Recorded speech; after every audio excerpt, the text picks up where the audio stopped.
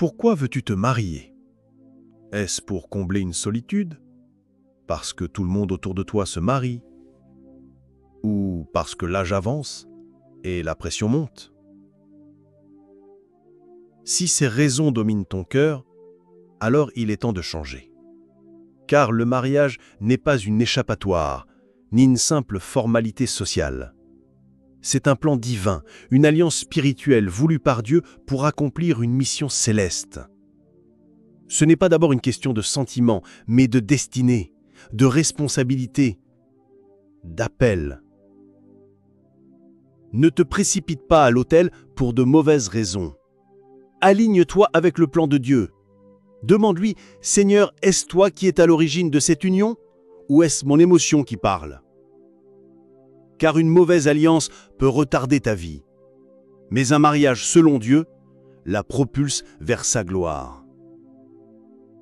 Regarde cette vidéo jusqu'à la fin. Ce message pourrait bien sauver ton avenir. Abonnez-vous, aimez et partagez afin d'apporter l'évangile de Jésus-Christ aux nations, car il y aura plus de joie dans le ciel pour un seul pécheur qui se repent. Que la bénédiction de Dieu soit votre partage dans le nom puissant de Jésus-Christ. Amen. Je réponds à ça pour guérir quelqu'un qui n'a pas dit amen. Celui qui bat sa femme est un animal. Il n'a pas bien regardé toutes les bêtes et constaté qu'il est différent. Celle qui est insolente envers son mari n'a pas compris que les animaux sont différents. C'est comme une bête. Votre mariage doit être différent de l'union de deux lions. Je veux dire ceci. Le mariage, l'honneur que tu donnes à la femme ne dépend pas de ce qu'elle fait. Ça dépend de ce qu'elle est. Ça ne dépend pas de ce qu'elle a. Parce que c'est ta femme, tu lui dois honneur. On ne respecte pas un mari parce qu'il a des voitures. On ne respecte pas un homme parce qu'il a des diplômes. Ève a respecté sa femme, son mari, il n'avait rien, il était nu. L'homme ne doit pas se comporter dans le mariage comme une bête. La bête, lorsqu'elle est insatisfaite, elle va voir ailleurs. L'homme créé à l'image de Dieu dans Genèse, dans le jardin. Il est à l'image de Dieu, il ne vit pas sa vie de couple comme les bêtes. Le problème du diable était que ce couple avait la domination. Laisse-moi le chuchoter à l'oreille d'un couple.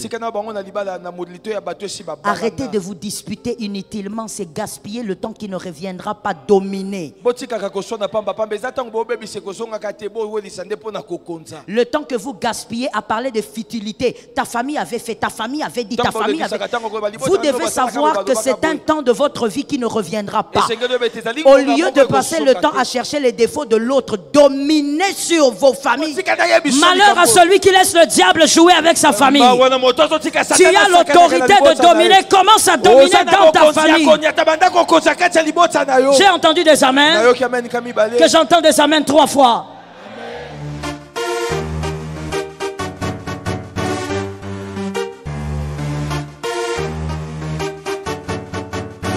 On y va. Genèse 2, 19, 20. Il y a 2 petites raisons dans ce verset. Genèse 2, 19, 20. Donnez-moi le verset rapidement, s'il vous plaît. Genèse 2, 19, 20. Genèse 2. 19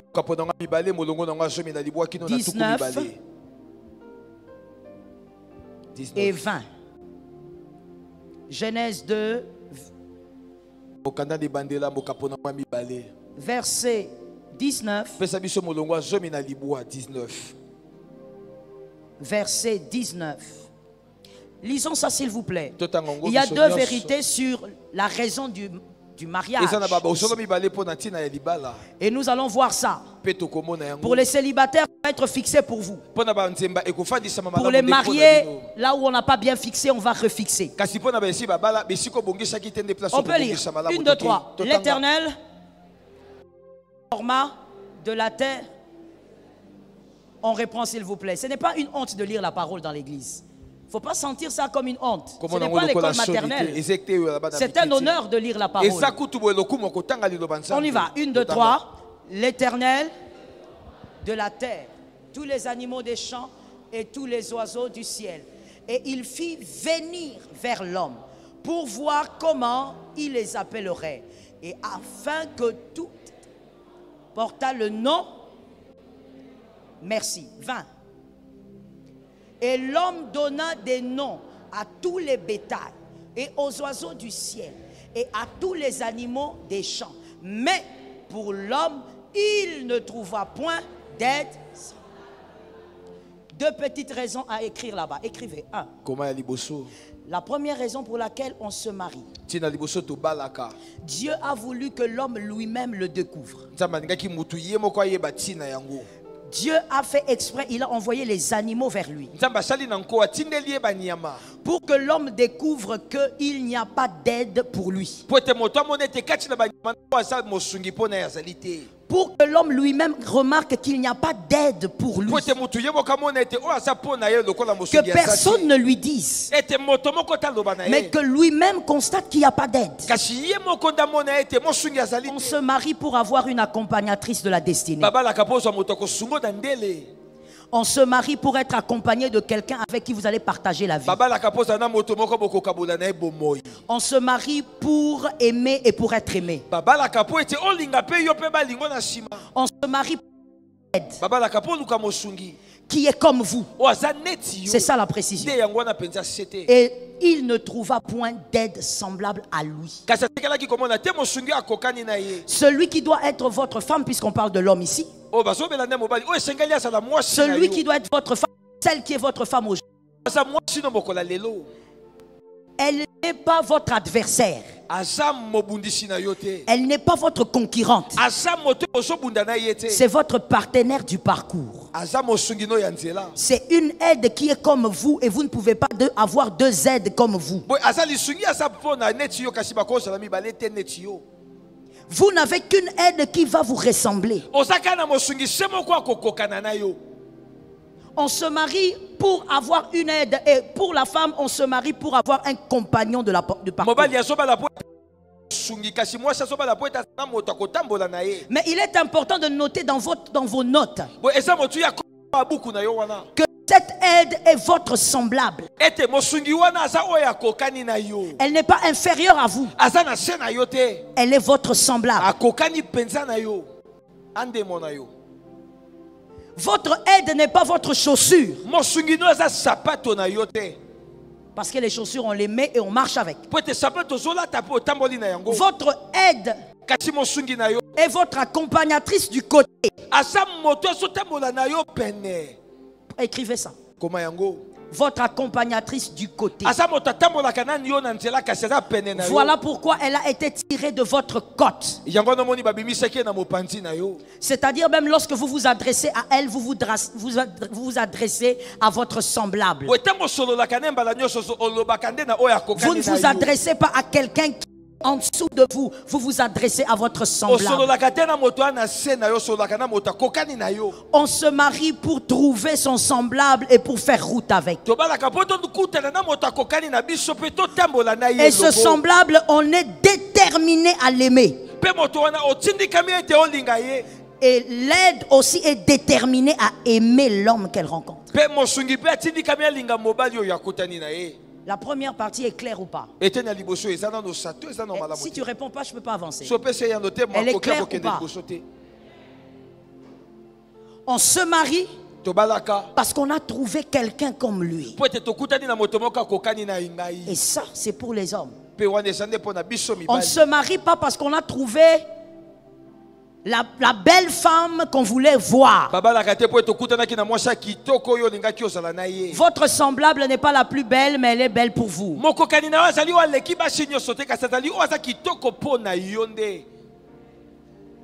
J'attends que les hommes disent Amen. Et les célibataires, pendant que je prêche là, vous devez donner l'offrande parce que vous êtes bénis. Oui. Votre semblable est votre bénédiction. Adam, on n'a pas soutiré deux côtes d'Adam. C'est écrit. La Bible dit on a soutiré une côte. Je ne sais pas pourquoi je ne vous entends pas, mais j'aimerais vous entendre, ça va m'aider.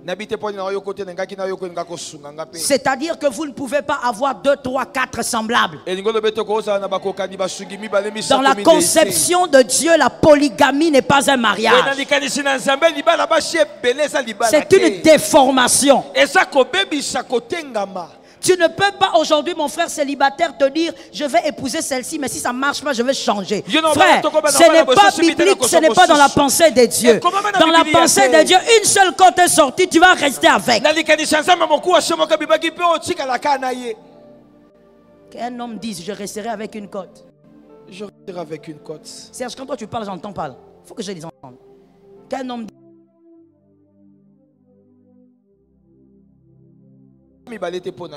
Si tu es marié, tu vois la femme qui est là jusqu'à la mort. On se marie pour être aimé et pour aimer et pour avoir un compagnon ou une compagne. On ne se marie pas parce qu'on a besoin de quelqu'un pour laver les vêtements.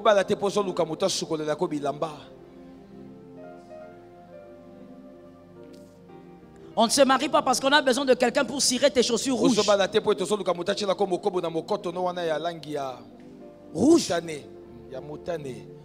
On ne se marie pas parce qu'on a besoin de quelqu'un pour frotter le dos. Non, depuis un moment, ma main est devenue courte. Il faut quelqu'un pour me frotter le dos. Rallonge ta main, frotte-toi le dos toi-même.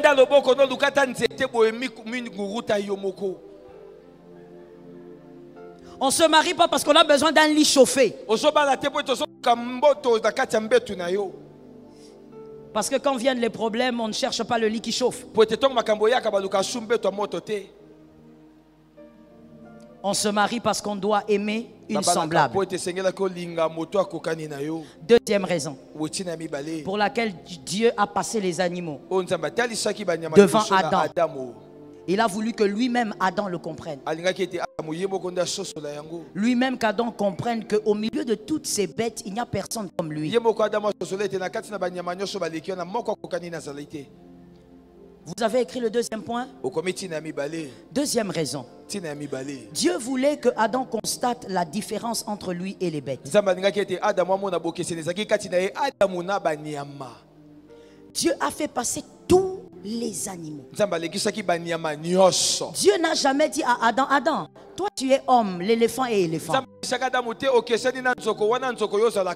Dieu n'a jamais dit à Adam, Adam, tu vois toi, toi tu as le cerveau d'homme. Tu n'as pas le cerveau d'un lion. Dieu n'a pas voulu, il voulait que Adam lui-même fasse le constat. Il voulait donc avec la compagne. Je suis différent du lion. Je suis différent de la girafe.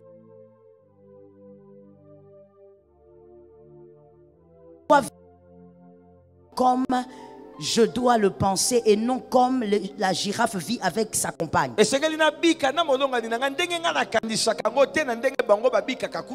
Dieu voulait qu'Adam constate que lui, il est homme. À son image, il n'est pas une bête. Il ne doit pas vivre dans le mariage comme une bête.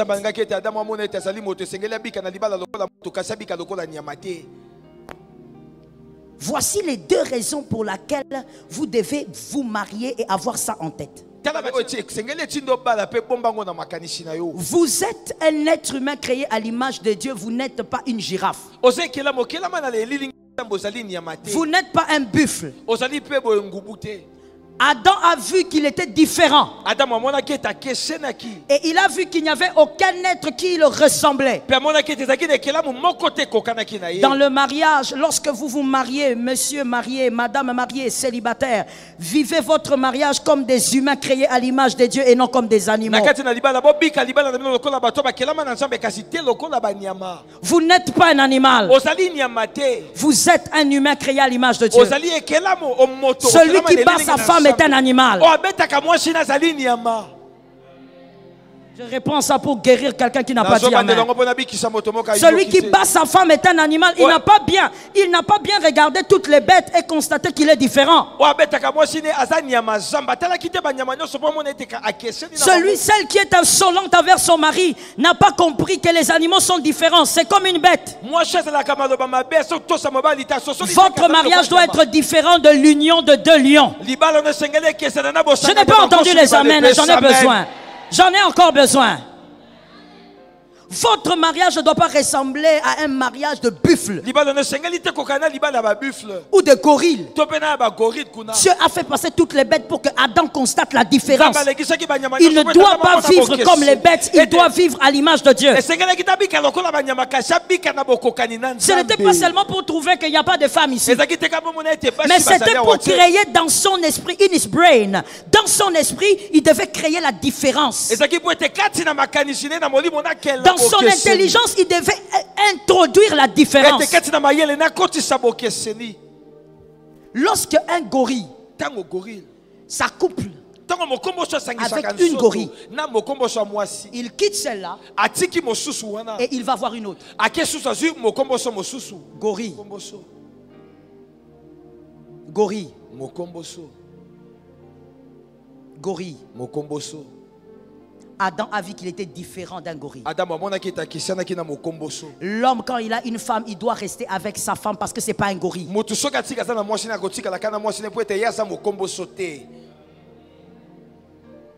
Dis à ton frère, tu dois changer.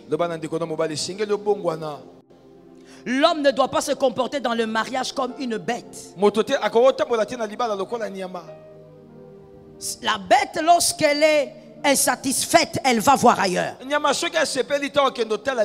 L'homme créé à l'image de Dieu dans Genèse, dans le jardin. Il est à l'image de Dieu, il ne vit pas sa vie de couple comme les bêtes. Quand les bêtes, j'aime l'exemple des lions. Quand la lionne et le lion se disputent quelque chose, ils n'ont même pas le temps de repos. Ils n'ont pas le temps de silence. Ils s'entre-déchirent. Personne ne reste calme pour écouter l'autre. Foyer des animaux. Le foyer des humains, créé à l'image de Dieu, ça doit être différent. Quand l'autre n'est pas d'accord, l'un prend le temps de réfléchir. On ne s'entre-déchire pas. On ne déchire pas sa femme. On ne déchire pas son mari. Parce qu'on n'est pas des bêtes. On est des couples à l'image du Seigneur. Que quelqu'un dise à son âme, il y a une différence entre moi et les animaux.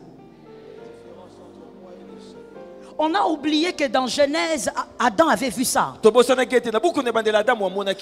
Nous commençons à vivre dans les couples comme on le veut, on fixe des règles selon nous. On ne doit pas oublier qu'on ne doit pas ressembler aux animaux.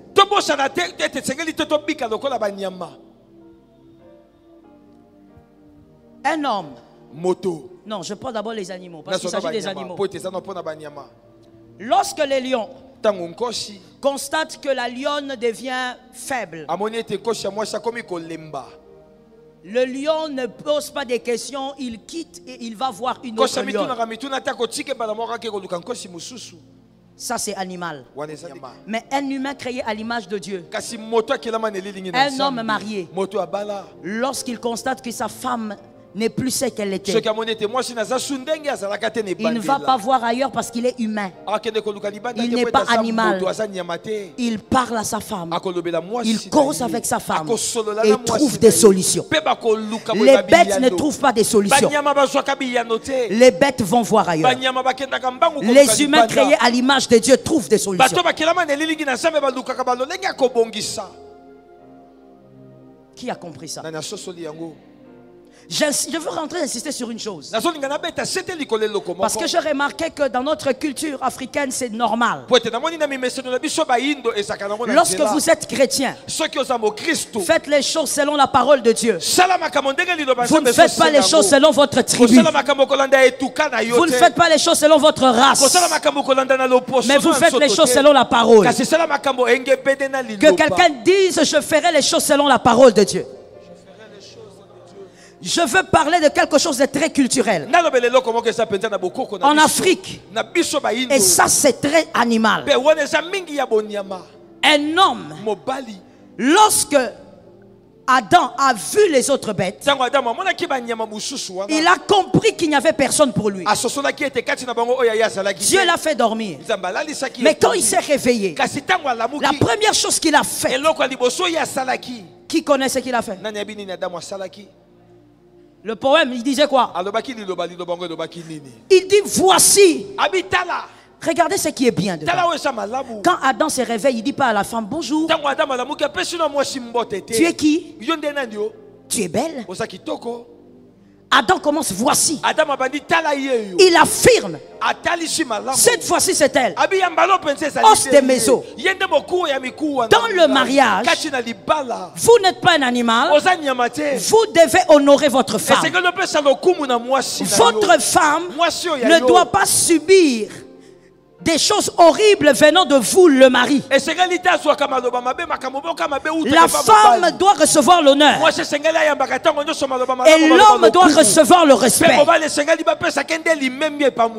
Qui a compris ça? Dis à ton voisin ce que tu as compris.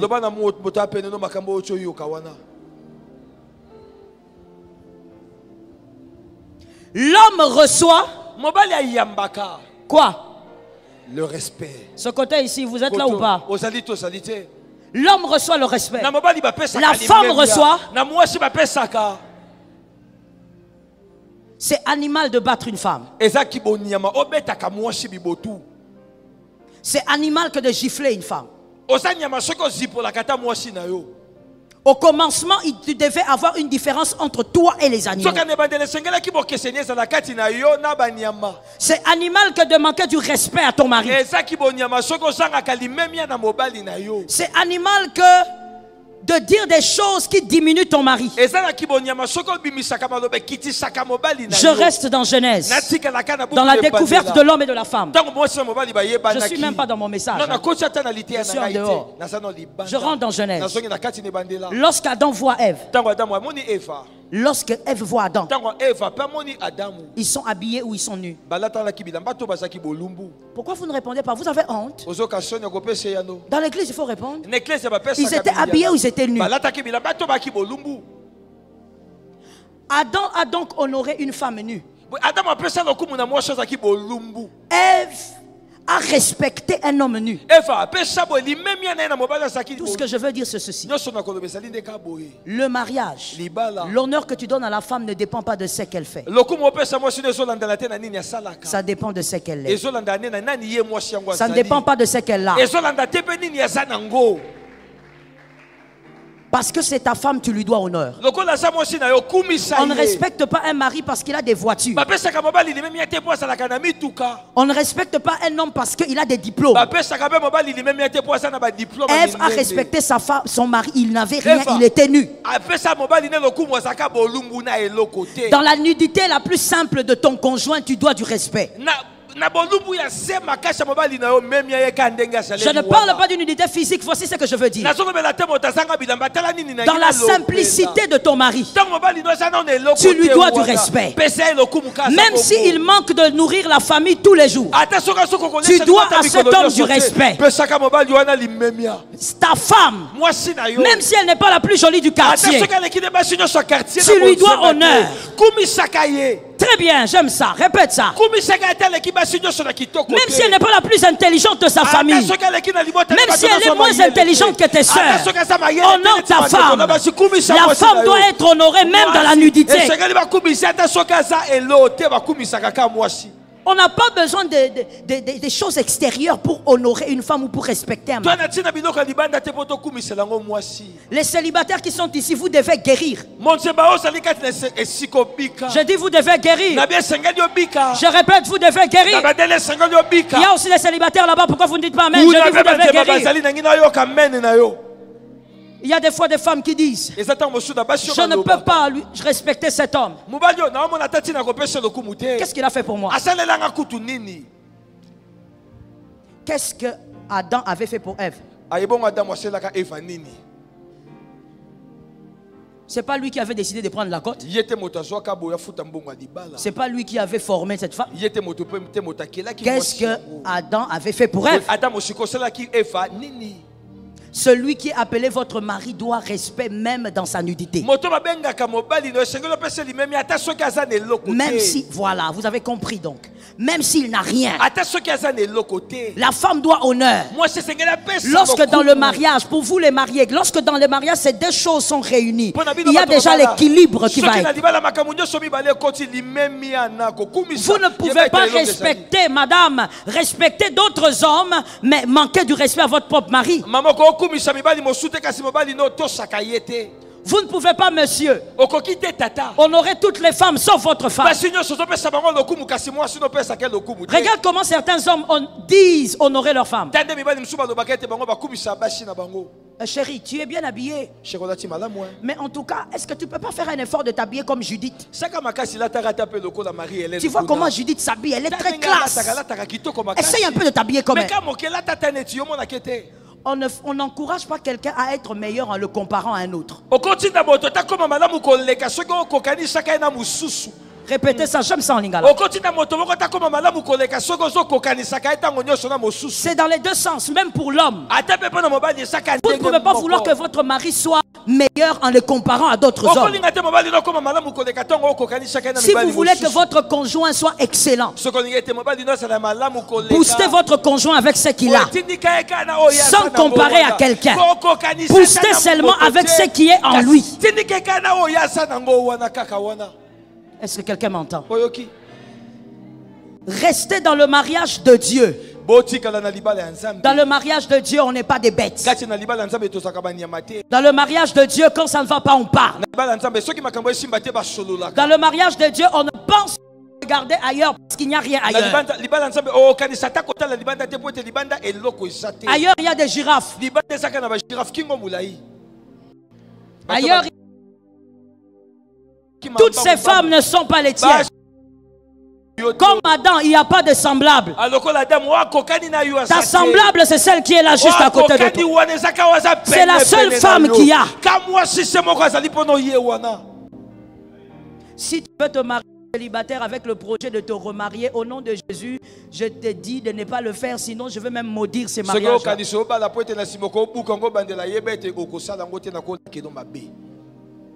Le mariage, Dieu a voulu que ces animaux passent pour que Adam ne se comporte jamais comme un animal dans son mariage.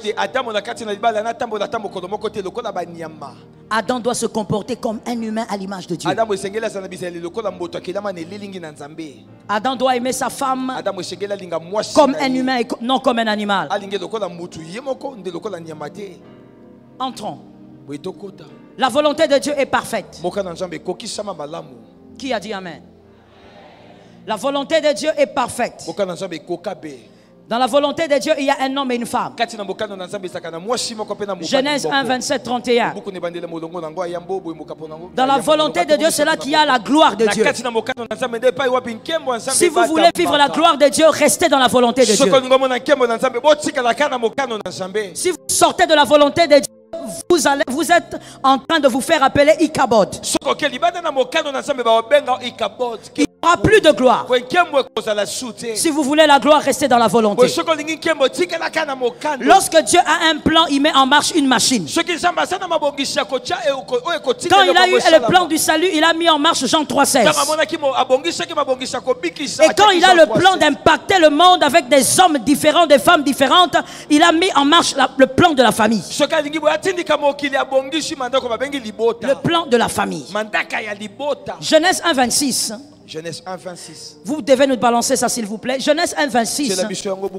La famille avait déjà commencé à exister. Quelqu'un dirait, ici il est écrit, Dieu créa l'homme à son image et il créa à l'image de Dieu et il créa l'homme et la femme. Je dis, là, la famille avait déjà commencé à exister. Avant même que la femme n'existe physiquement. Lorsque Dieu a créé l'homme, Dieu a créé l'homme avec toutes les côtes, donc la femme était là. Donc dès que Dieu a créé l'homme, Dieu avait commencé la machine de la famille. L'opération des familles glorieuses. Lorsqu'il a créé l'homme. Et dans l'homme, il y avait la femme. Généralement, même dans la vie, bien aimée, c'est une sagesse. Réfléchissez dessus. Lorsque Dieu veut vous donner lorsque Dieu veut vous donner deux choses, il va cacher la deuxième chose dans la première. Généralement, c'est le système de Dieu. Quand Dieu vous promet une chose, même dans la vie, ce qu'il vous a promis est caché dans une chose que vous avez déjà. Ève était cachée en Adam et c'était la famille. Il y a des choses, j'ouvre une parenthèse, il y a des choses que vous recherchez dans votre vie. Ces choses sont cachées dans ce que vous avez déjà. Même certains accomplissements de promesses sont cachés dans certaines choses que vous avez déjà. Le fait d'avoir Adam, on a déjà la garantie d'avoir Ève. Amen. Donc très souvent quand on est spirituel, quand Dieu vous promet des choses, regardez ce que vous avez et célébrez déjà, parce que ce que vous avez cache ce que vous attendez. Répète cela, un frère. Ce que tu as cache ce que tu attends. Est-ce que tu as compris? Amen. Alors, qu'est-ce qui s'est passé? Il s'est passé deux choses. En fait, il s'est passé plusieurs choses, mais il y a deux grandes stratégies que le serpent a utilisées dans le jardin pour détruire la famille glorieuse. Pourquoi le diable a cherché à détruire la famille glorieuse?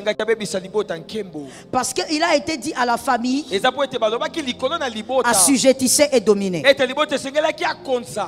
Au nom de Jésus, dans ce programme de famille, tu dois commencer à introduire le et la domination. C'est tombé dans la maison de qui?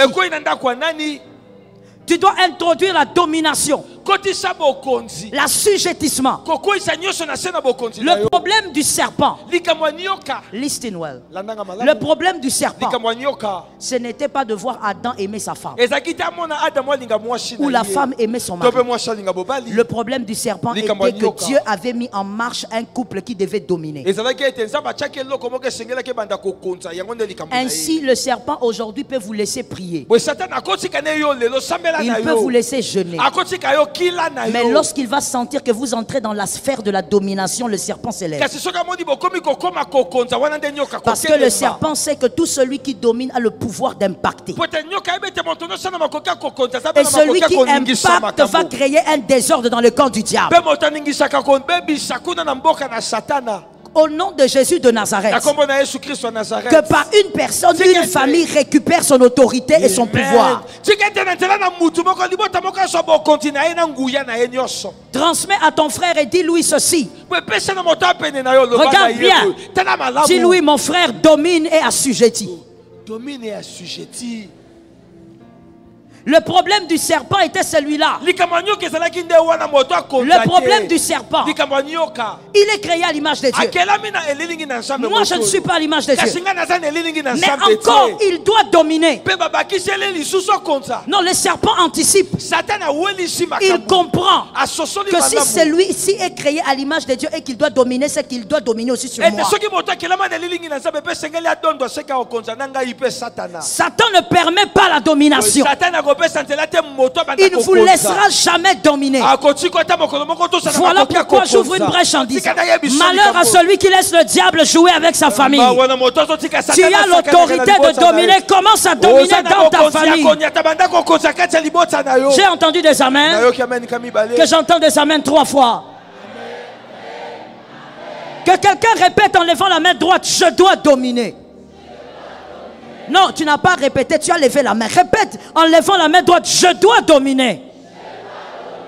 C'est ce que le diable a essayé de te prendre. Et Jésus, par la grâce, il vient, il dit, je te donne le pouvoir. Je vous donne le pouvoir. Parce que ça scandalisait le diable en Genèse. Mais moi, Jésus, je viens rescandaliser le diable. Je te donne le pouvoir. Marche sur les serpents. Marche sur le scorpion. Marche sur toute la puissance de l'ennemi. Et là, le diable a plus mal qu'en Genèse. Zéna, diminue un peu ton son là, je dois m'écouter. Tout intérêt pour toi aujourd'hui d'être plus fort que Adam dans le jardin d'Éden. Le problème du diable était que ce couple avait la domination. Laisse-moi le chuchoter à l'oreille d'un couple. Arrêtez de vous disputer inutilement, c'est gaspiller le temps qui ne reviendra pas dominer. Le temps que vous gaspillez à parler de futilité, ta famille avait fait, ta famille avait dit, ta famille avait... Vous devez savoir que c'est un temps de votre vie qui ne reviendra pas. Au lieu de passer le temps à chercher les défauts de l'autre, dominez sur vos familles. Allez, 3 personnes là, recevez la grâce de Dieu. Il y a des gens distraits dans la présence de Dieu. Que les 3 personnes reçoivent la grâce de Dieu. Les mariés, ce n'est pas le temps. Il n'y a pas de temps à perdre. Voilà pourquoi je dis, lorsqu'on se marie, il faut être adulte. Il ne faut pas être des enfants. Pas des enfants en pantalon. Vous devez être adulte. Un adulte, quand il y a un problème qui n'a pas d'issue, pour l'instant, il dit bon, c'est bon. On va voir ça après. On va voir ça peut-être après même une année. Mais un enfant qui porte le pantalon, qui s'est marié en pantalon, un enfant qui a porté une robe blanche, mais qui est gamine, lorsqu'il y a des problèmes, ils ne vont pas laisser jusqu'à ce qu'on va dire il a raison. Dans les mariages, la raison n'a pas de place. Je le répète. Je suis en train de guérir les couples et les célibataires, entendez directement. Dans les mariages, la raison n'a pas de place. Avoir raison aujourd'hui, avoir raison demain, ça ne donne pas le pain. Arrêtez-vous. Comprenez que vous perdez le temps. Quand vous vous disputez, les serpents est content parce que vous perdez votre puissance de domination. Toute dispute disons, absorbe votre énergie et absorbe l'énergie spirituelle. Lorsqu'on parle, on ne s'entend pas. On dit bon, point. Parlons maintenant des choses qui nous font avancer. Vous n'avez pas le temps à perdre dans les futilités. Le problème du diable, c'est la domination. Récupérez votre domination. Vous ne pouvez pas dominer seul, monsieur, ou seule, madame. Au commencement, l'homme devait dominer avec sa femme. Vous devez dominer ensemble. Être un couple puissant. Être un couple redoutable pour le monde des ténèbres. Qu'aucun sorcier de vos familles ne s'approche de votre maison. Parce que vous êtes dans la domination. Je dis à quelqu'un, 2020, la moisson sera possible pour les familles glorieuses. Commence à récupérer la domination. Regarde les enfants en pantalon. Je vais d'abord tirer les enfants en pantalon et puis je rentre vers les serpents. Les enfants en pantalon. Hommes comme femmes, hein? Quand ils sont dans la maison, il y a un petit problème. Les mariés gamins. Et la femme, il commence à bouder.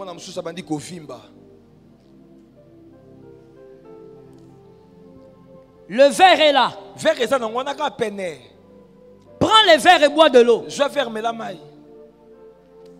Il va chercher le verre dans la cuisine parce que sa femme a touché ses verres.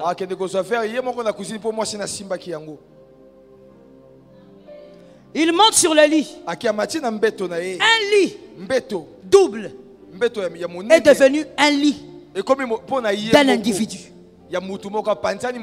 Il dort. Non, non, non, non. Toi, vraiment, tu n'es pas marié. Hein? Vraiment, tu n'es pas marié. Il dort au coin. L'homme dort au coin. Pendant la saison sèche, il fait froid. Mais à cause des bouttes, il n'est pas d'accord. Elle a joué avec moi. Il va dans un coin. Et la femme aussi vient. Après avoir regardé la télé jusqu'à fatiguer, elle va dans un coin. Des gamins. Ce sont des enfants de 4 ans qui se comportent comme ça.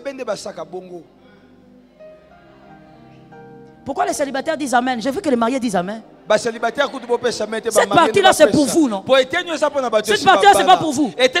Jordan, tu me regardes comme ça, c'est pas pour toi.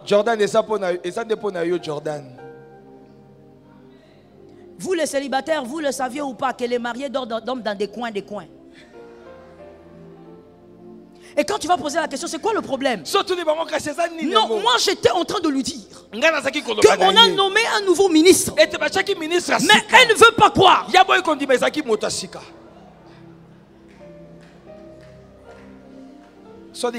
What is wrong?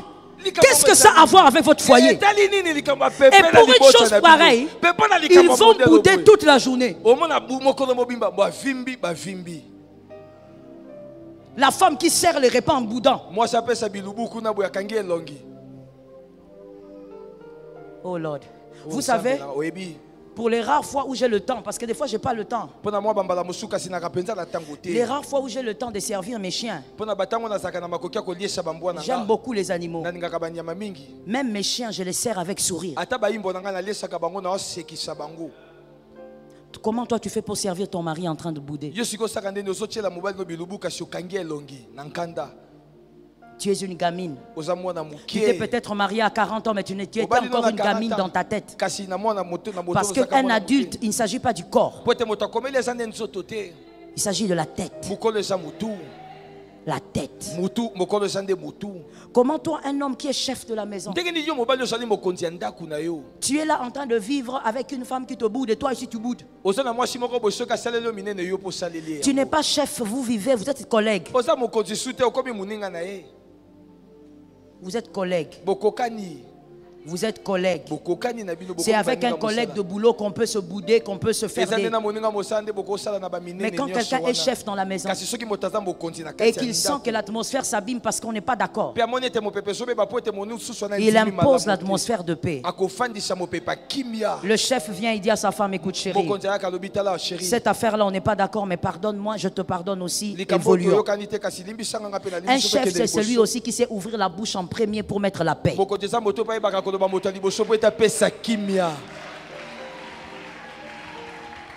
Il y a quelqu'un qui ne m'a pas compris. Je vais essayer de le dire autrement. Personnellement, c'est un avis personnel et ça n'engage que moi. J'ai beaucoup aimé Mobutu. Ça n'engage que moi, je suis libre. C'est mon avis. J'ai beaucoup aimé cet homme. Mais à un moment donné, je pense qu'il est arrivé simplement à un seuil où il ne pouvait pas faire mieux que ce qu'il avait déjà fait. Voilà pourquoi, lorsqu'un mandat se termine, il est important de laisser à un autre. Parce que des fois, on arrive à un seuil où on ne peut plus rien donner à la nation. L'une des raisons pour laquelle j'aime cet homme était un chef. Un vrai chef. Un vrai chef. Je suis désolé si je vais scandaliser quelqu'un, mais je vais le dire, mon mari n'est pas là, j'en profite. Mobutu ne pouvait pas laisser les Zaïrois mourir à Brazza et ne rien dire. Il ne pouvait pas laisser les Zaïrois mourir à Brazza et se taire. Il allait descendre à Brazza et il allait finir ces pays-là. Oui, dis que c'est moi qui ai dit, c'est pas toi, il ne faut pas t'en faire.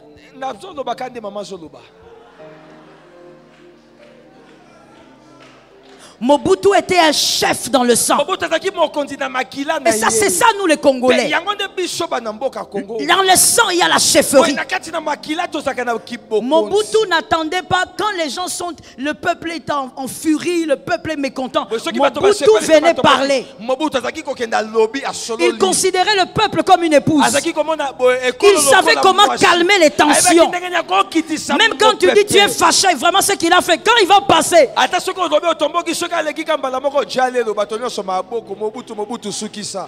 Je prends la partie bonne dans cette chose. C'était un chef qui savait calmer les tensions. Un chef qui savait parler. Je dis à un homme marié dans cette salle, un chef doit savoir parler, doit savoir convaincre sa femme, doit savoir calmer les tensions.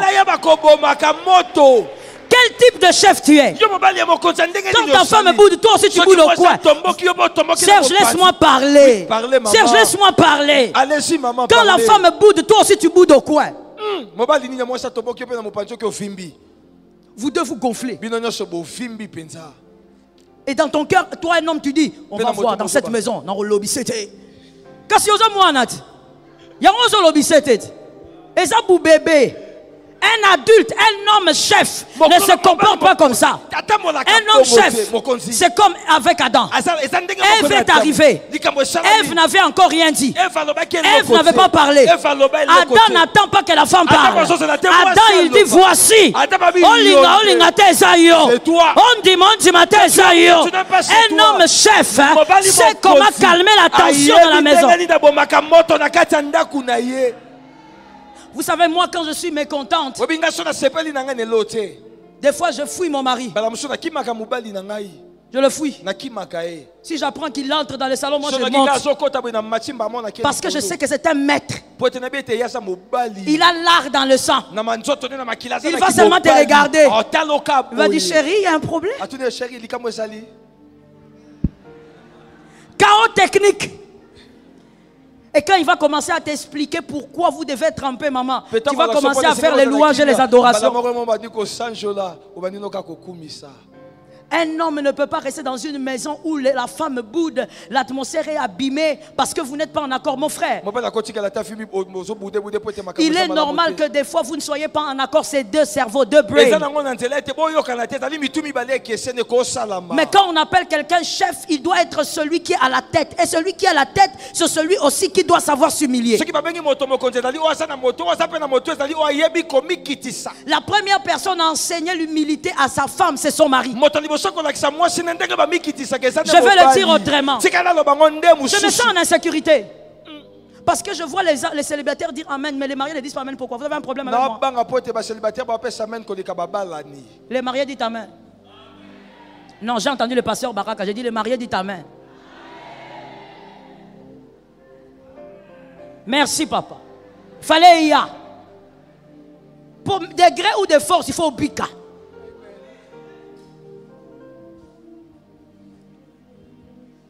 Le chef doit avoir la capacité de calmer les troupes. La personne qui a appris à Ève, je suis toujours dans Genèse. Et ce qui est bizarre, c'est que je n'ai pas encore commencé l'enseignement. Non, je n'ai pas encore commencé. Dans Genèse, c'est Adam qui a dit à Ève, viens. Je vais te montrer. Voici la girafe. Voici l'arbre de la connaissance du bien et du mal. On ne doit pas toucher. Ce n'est pas Dieu qui a présenté Éden à Ève. C'est Adam qui a présenté le jardin à Ève. Dieu n'a pas donné les instructions deux fois. Dieu a parlé à l'homme, l'homme a parlé à sa femme. Donc, le plus grand modèle d'une femme mariée, ça doit être son mari.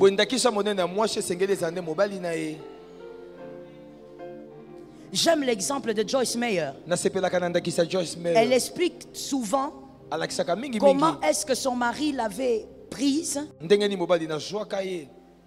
blessée, meurtrie, insupportable. Et elle peut dire que cet homme qui n'a pas le ministère, ça veut dire qu'il n'est pas dans les 5 ministères. C'est grâce à cet homme qu'elle a su être la femme qu'elle est devenue, parce qu'elle a eu un homme qui l'a supporté et il a supporté même l'insupportable. Un chef n'est pas seulement celui qui tranche, un chef est aussi celui qui supporte. J'insiste auprès des chefs parce que tout commence par le chef. Et l'homme qui a en premier dit à la femme, voici cette fois-ci. Et je crois que c'est toi qui as aussi courtisé ta femme. Bon, peut-être que c'est le contraire. Hein? Parce qu'on ne sait jamais, c'est pas un problème. Pourquoi ils ont ri?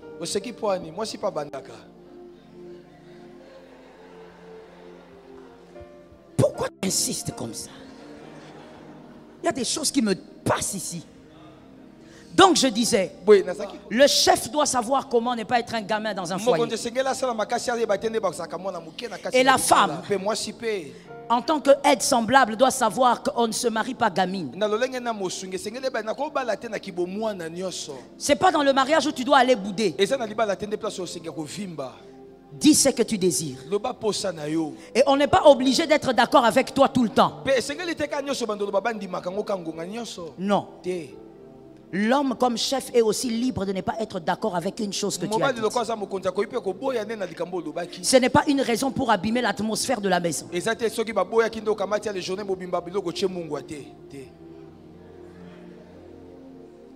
Vous savez, on aura en parler de ces choses pendant ce programme.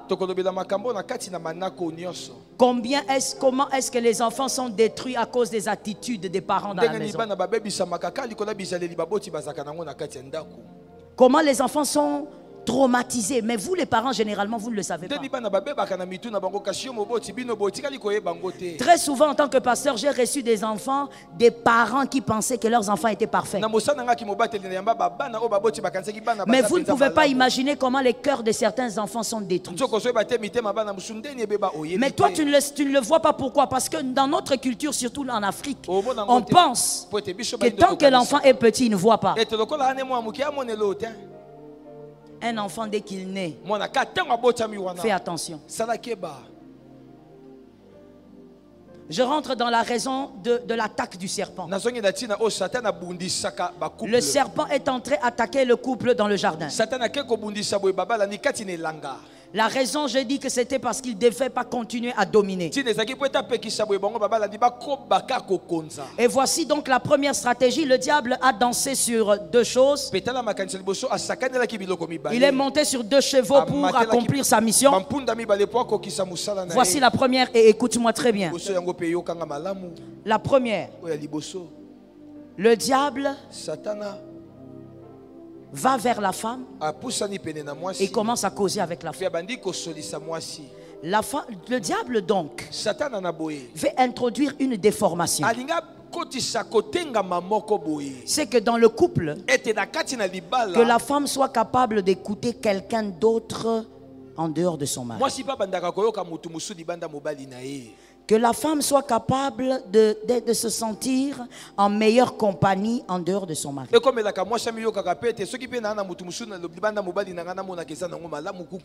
Mais la stratégie du serpent, regardez comment il est venu. Il est venu en entrant dans quel corps? Dans le corps d'un serpent. Donc, la première stratégie du diable, détruire la famille glorieuse en introduisant autre chose qui pourra faire le plaisir de la femme en dehors de l'homme. Quelque chose d'autre qui pourra amener le bonheur, procurer le bonheur à la femme en dehors d'un homme.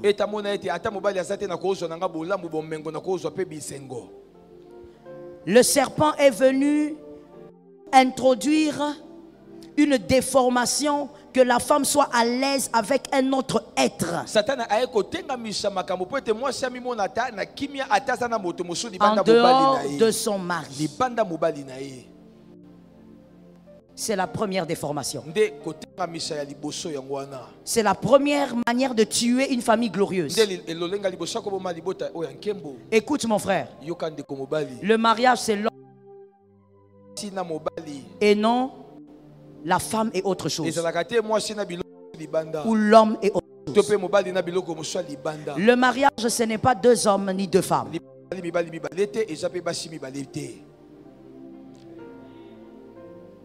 Je sens un danger ici. Le mariage, ce n'est pas deux hommes ou deux femmes.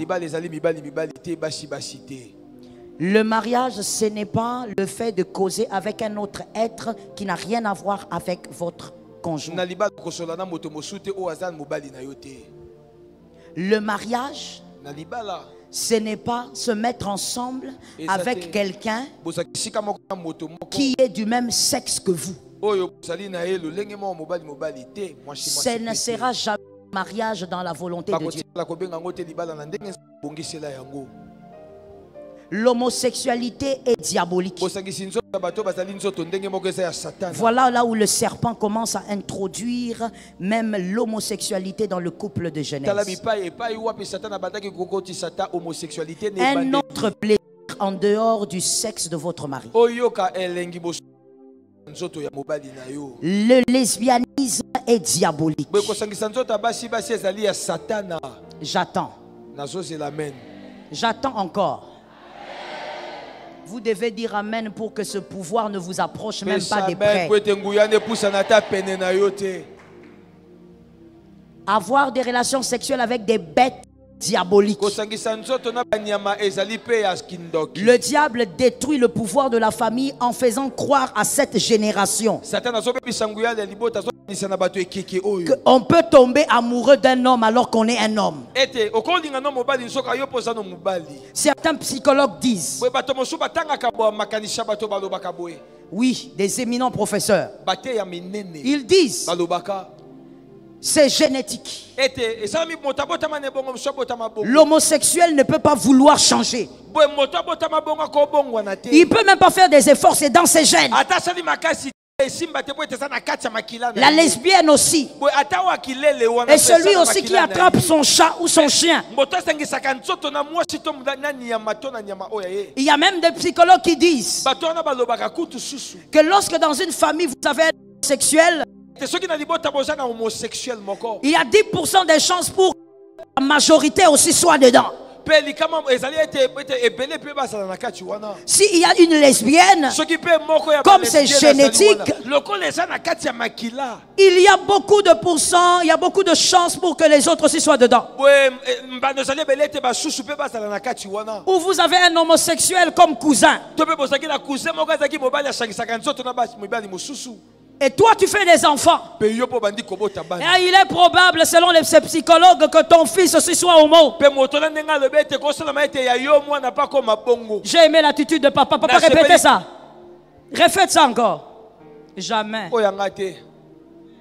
Les éminents professeurs ont conclu que c'est ça. Moi je dis ceci. Si c'était génétique, il fallait que de Genèse, Dieu crée Adam avec des désirs de chercher un homme. Ève aussi devait dire malgré les poèmes là, moi je sens rien. Moi je cherche une femme comme moi. Depuis le commencement il n'en était pas ainsi. Le serpent a introduit le mal. La sémence du serpent est entrée dans les foyers. Brise les familles glorieuses. Au nom de Jésus de Nazareth. Toi tu vas régler ça avec l'onction. Tu vas régler ça avec l'onction. Tu finis avec l'onction. Dis à ton frère, même s'il y en a dans ma famille, je vais régler ça avec l'onction.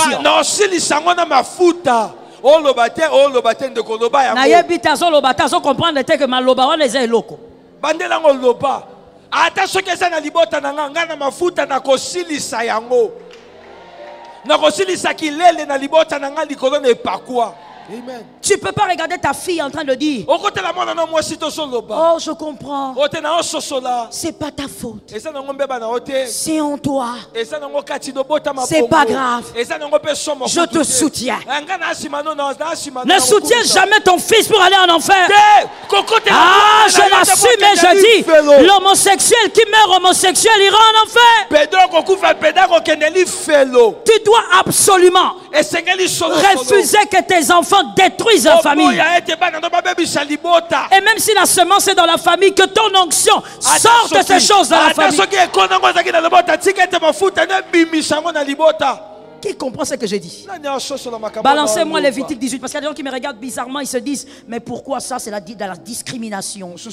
Lévitique 18, 22, 23. Lévitique 18, 22, 23. Lévitique 18, 22, 23. Au commencement, Dieu, il a créé la femme et l'homme. Voilà une déformation que le serpent a introduite depuis le jardin. La femme a commencé à prendre plaisir à causer avec un être bizarre qui n'avait rien à voir avec son mari. Je pose une question. Est-ce que lorsque vous avez lu la Bible, avez-vous vu un endroit où Adam a causé avec le serpent? Pardon? Est-ce que c'est Adam qui a nommé les animaux? C'est Adam qui a nommé les animaux? Donc Adam connaissait le serpent. Mais Adam n'est jamais allé causer avec le serpent. C'est la femme qui s'est sentie attirée vers autre chose. Le serpent n'était pas humain, c'était un serpent. Même si certains théologiens disent qu'il avait des pieds, il avait des ailes, peu importe. Mais ce n'était pas un homme. Parce que même le corps de l'homme a été ajusté par rapport au corps de la femme et vice versa. Mais Ève a pris plaisir à parler avec un être bizarre. La déformation dans le mariage. Si ça t'est déjà arrivé en tant que marié d'avoir des désirs pour un homme, au nom de Jésus, ce soir, toi-même, tu vas les briser. Tu as eu honte de dire amen? Si tu as eu déjà des désirs envers une femme, toi-même, tu vas le briser ce soir. Amen. Le serpent a introduit une déformation. Et dans notre siècle présent, on dit non, non, non, non, non. Faut pas dire ça. C'est de la discrimination. Ce sont des humains. Oui, ce sont des humains qui doivent être délivrés par la puissance de l'onction. Amen. Parce que vous savez, pasteur, qu'est-ce que j'ai remarqué? Dans la pastorale, voici ce que j'ai remarqué. Lorsqu'on prêche ce genre de choses, il y a des gens qui disent jamais amen. Parce que ces personnes considèrent que la famille n'a pas besoin.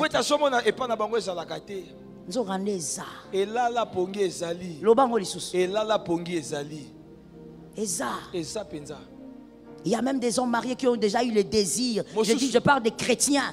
Il a déjà eu le désir de toucher un homme.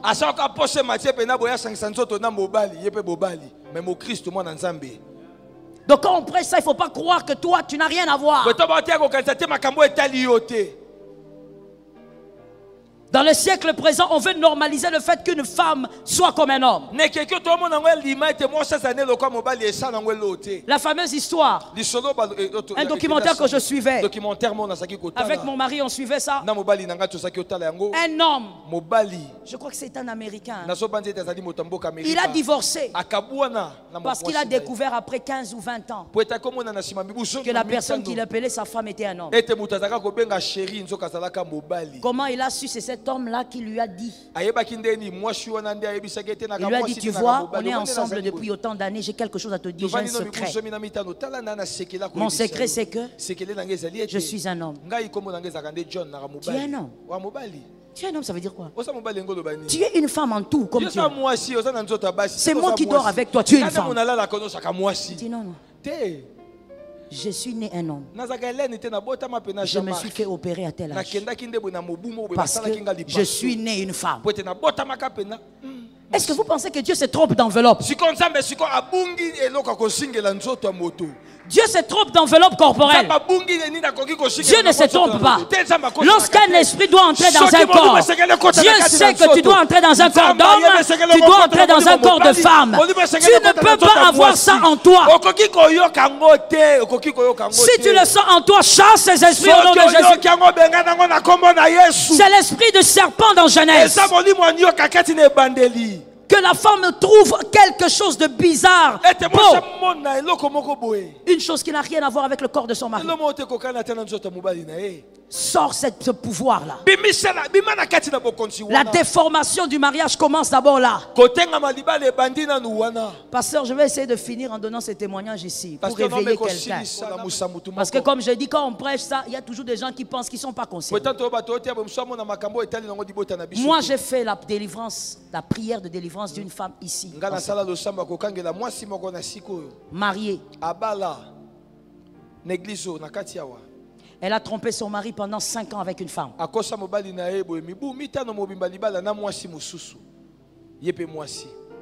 Ce soir, ils ne sont pas là, peut-être qu'ils seront là dimanche. Mais son mari ne pouvait jamais imaginer que sa femme l'avait trompé avec une femme pendant 5 ans.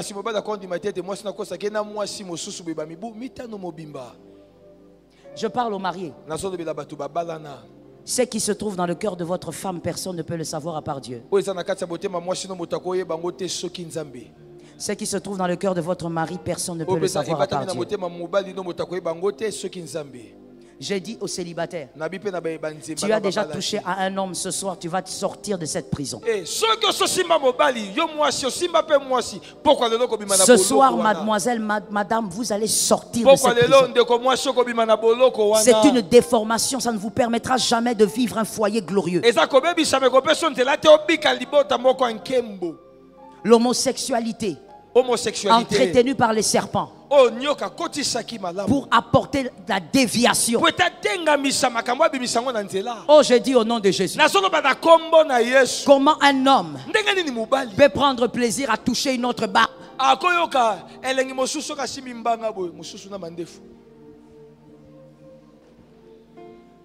Ne voyez-vous pas que le serpent est dedans? Il vous donne des désirs anormaux. Comment une femme peut se sentir à l'aise avec une autre femme comme elle?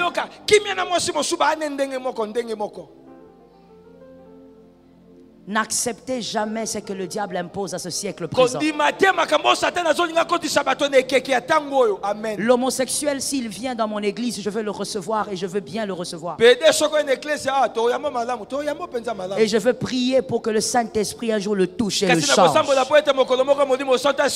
Mais l'homosexualité n'est jamais une chose à accepter dans la maison de Dieu.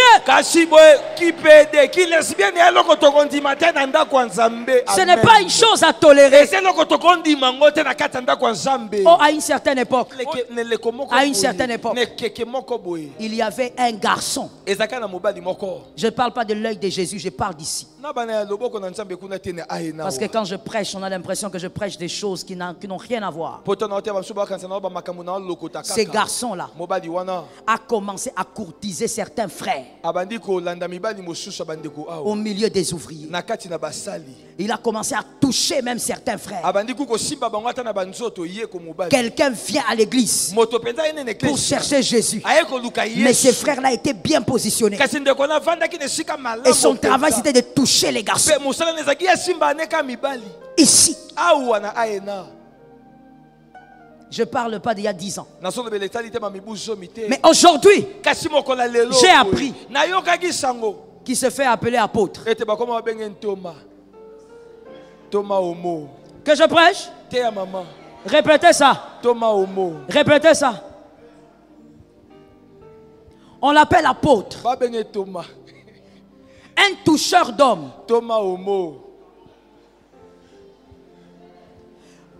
Vous savez, on rit, mais écoutez ce qui va se passer.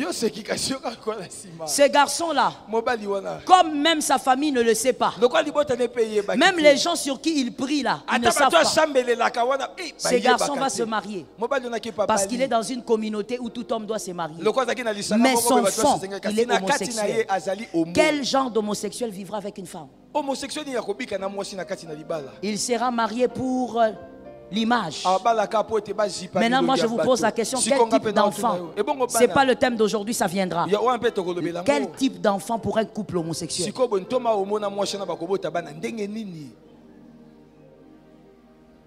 La déformation.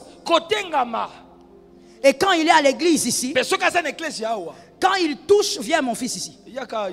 Quand il touche à un frère, les frères croient que c'est l'amour fraternel. Or, il est en train de tâter. Il a un peu de chair. Il est mignon. Un beau garçon. Il envoie des textos à ses frères. Ah, en tout cas, je t'aime beaucoup. Lui aussi répond, il se dit, bon, c'est l'amour. Moi aussi. Or, il a déjà introduit plusieurs dans un système. Si c'est arrivé vers nous, c'est parce qu'un jour, il est allé toucher à quelqu'un qu'on ne devait pas toucher. Ils étaient en train de dormir. Il est allé comme un renard.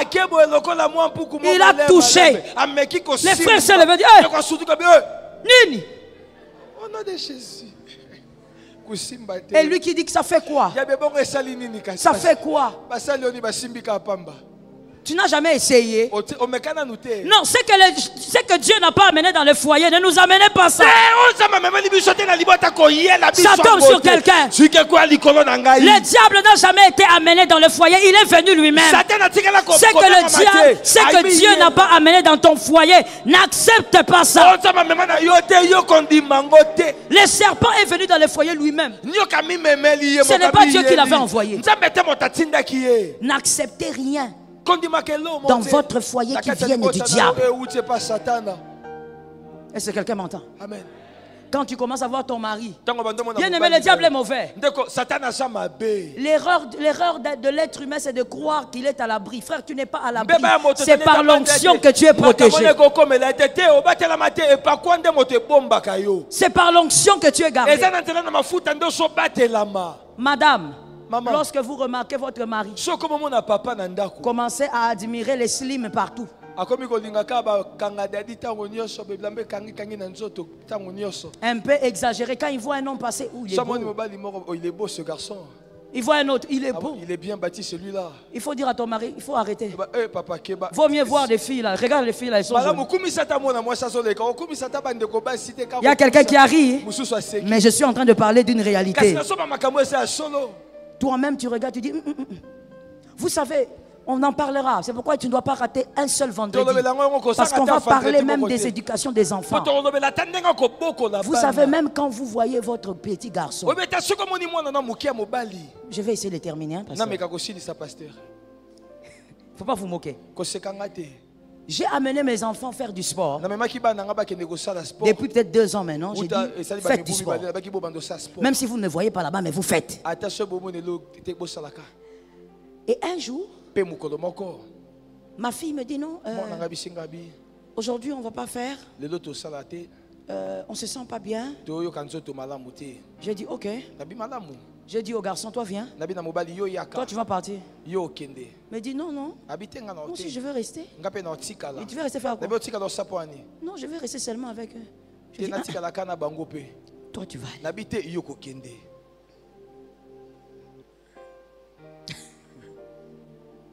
Tu n'as pas encore compris, hein? Tu vas comprendre. Je dis toi, tu vas aller.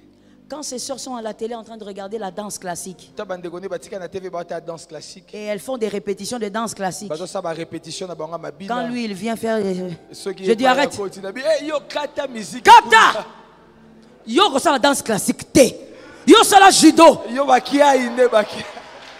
Eh frère, tozo kengela. Vigilance. Oh maman, je danse bien. Tu danses pas bien. Toi danse n'importe quoi sauf ça. Oh non maman, j'écoute la chanson douce, ça. Pas des chansons douces. Toi tu vas écouter El George. Rap. Papa, ton zouj. Kengelaka. Oh, un petit garçon qui joue à la poupée.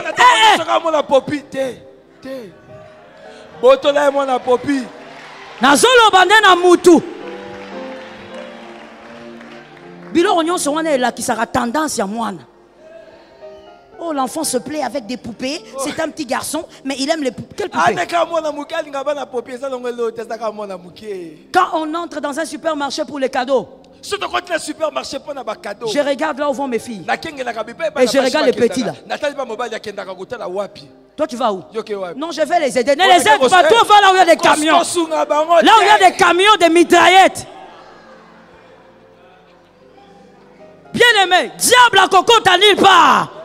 Nazolo bandena yo, diable à cocotte à nulle part. Je dis nous chassons le diable.